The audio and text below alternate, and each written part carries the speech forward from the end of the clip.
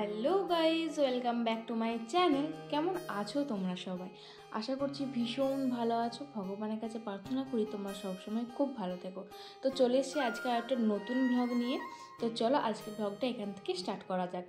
তো এই দেখো, আজকের ব্লগটা স্টার্ট করেছি আমি প্রায় তখন বাজবে কটা, 12:30 1টা বাজবে, এরকম টাইমে আমি ব্লগটা স্টার্ট করেছি। হঠাৎ করে মনে হলো স্টার্ট করি, কারণ এই যে ঘরে সব অগোছালো জিনিস আছে। আর এখানটা তোমরা কি কিছু চেঞ্জ দেখতে পাচ্ছ?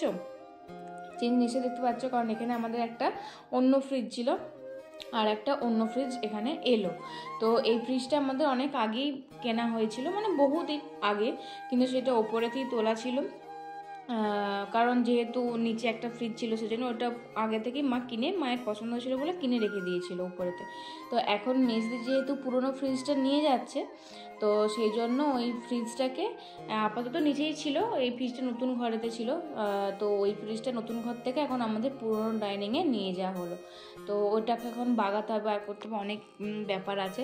তো এদিকে মেজদির গাড়ি এসছে, ভ্যান একটা, তো ওখানে সব জিনিসপত্র নিয়ে যাওয়ার জন্য, বুঝতেই পারছো, কারণ ও সব জিনিসপত্রই পায় এখানেতেই আছে আমাদের এখানে।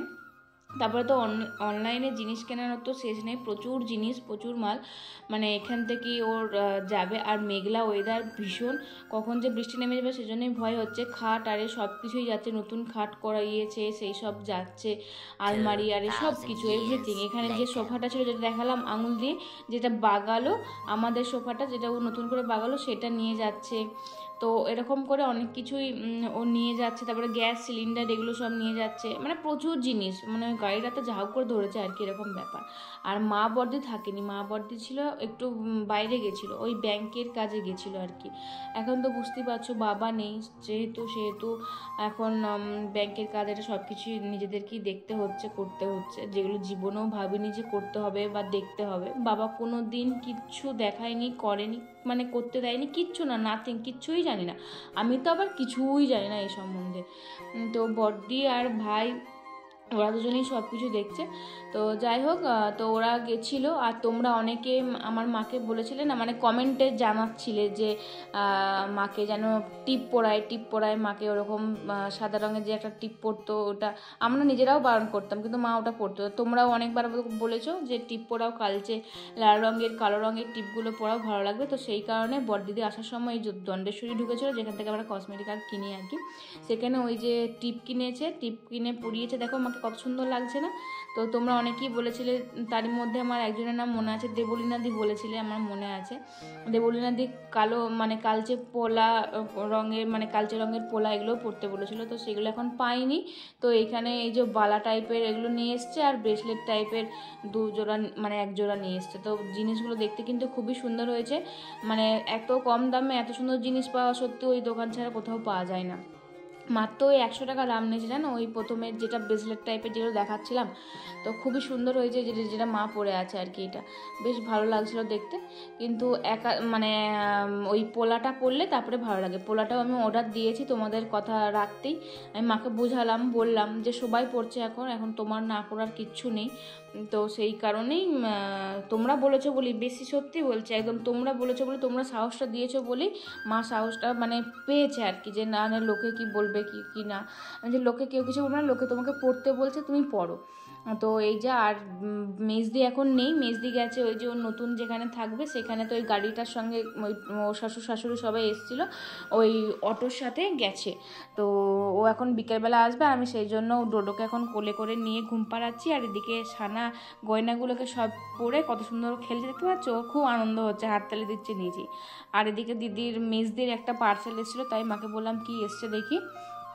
তো এক হাতে ফোন এক হাতে পার্সেল, বুঝতে পারছি, আবার পায়েতে ডোডো শুয়ে আছে, সেই কারণে আবার খুলে তোমাদেরকে দেখাচ্ছিলাম। তারপর দেখলাম যে ও সেরকম কিছুই না, ওই চিটগুলো এসছে ওর যেখানে থাকবে, সেখানে মালিক বলেছে যে দেয়ালে কোনো রকম গোজাল বা পেরেক আটকানো যাবে না। তো সেই কারণে ও এই চিটগুলো নিয়ে এসছে, কারণ ও তো অনেক কিছু জিনিস রাখতেই হবে, দেয়ালে না রাখলে কোথায় রাখবে বলো তো। তো সেই জন্য এই চিটগুলো কিনে এনেছে।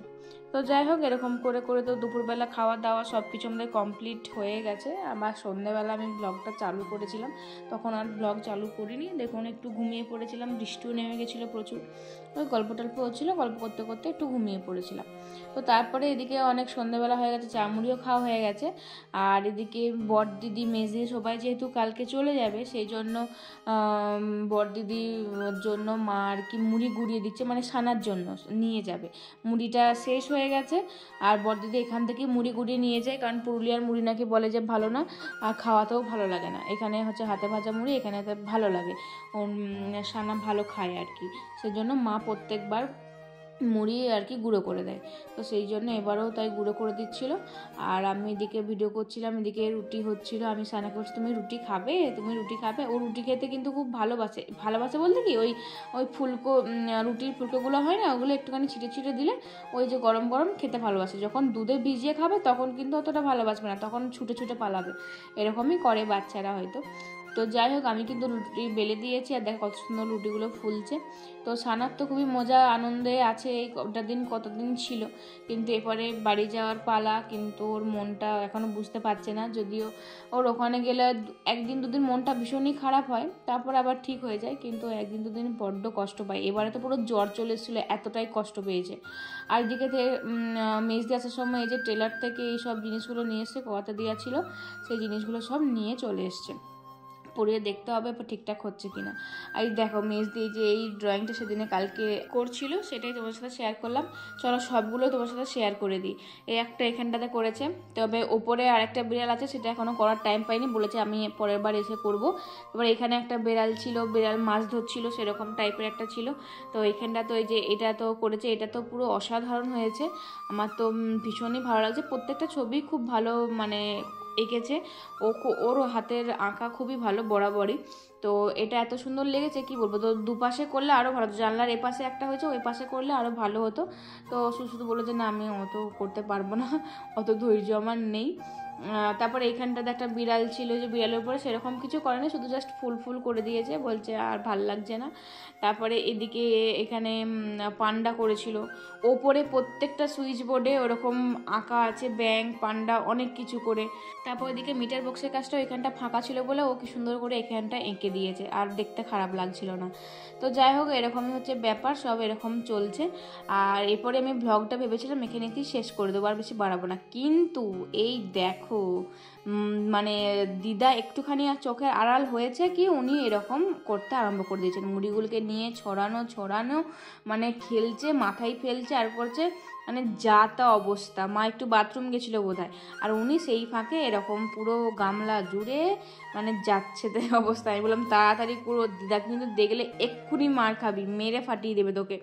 তবে বলার সাথে সাথে কিন্তু চুপচাপ মানে মুড়িগুলো আমার সাথে সাথে যেরকম করে দেখিয়ে দিচ্ছিলাম সেরকমভাবে কুড়াচ্ছিল, কেন মিথ্যে কথা বলবো, ভয় পেয়ে গেছিলো।